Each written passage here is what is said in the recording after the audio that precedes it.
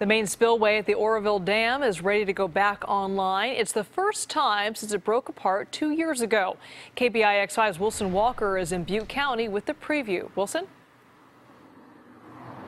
Well, we have known for a couple weeks that this day was probably going to come. We still had some rain coming down. There's still plenty of snow to melt off up above us here. And so this spillways day has kind of been coming. I'll step out of the way here and give you a look at the sort of accidental mega project that California taxpayers chipped in for, about a $1.1 billion to replace this spillway tomorrow.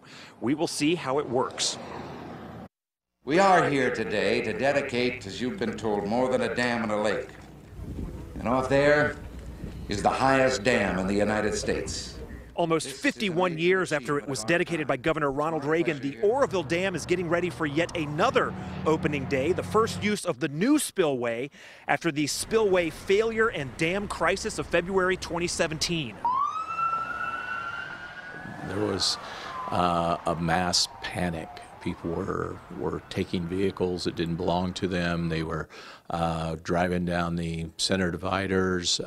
It was a complete panic. Oroville Mayor Chuck Reynolds says tomorrow will hopefully just be another step towards returning to normal for this town. I'm sure that once we initially use it, then the hype will certainly calm down.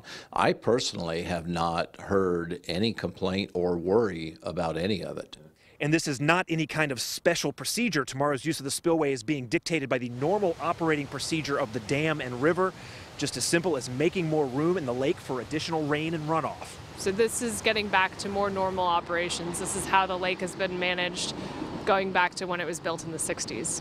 That was the Department of Water Resources back when they started hinting that the new spillway was approaching its first use. But for residents here, they're really looking past tomorrow. They're hoping construction will start to wind down so the public can finally regain access to Oroville Dam Road.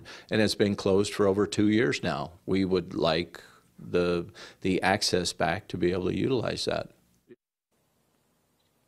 All right, now first things first, we're going to get that spillway going tomorrow. Now, not a huge release planned, 10,000 to 20,000 cubic feet per second, which is well below what they can let out of through those spillway gates. So just sort of a light kicking of the tires tomorrow. But then, you know, it depends on the weather, the rain, how much runoff they get. They can always go up to above that. Remember, the spillway, the previous spillway, failed at about 50,000 cubic feet per second. So they can turn the volume up a little bit if they need to. But the first test looks like it's coming tomorrow. Nobody here really concerned, but certainly everyone ready to see this thing get back to normal operating procedure. We are live in Oroville. Wilson Walker, KPIX 5.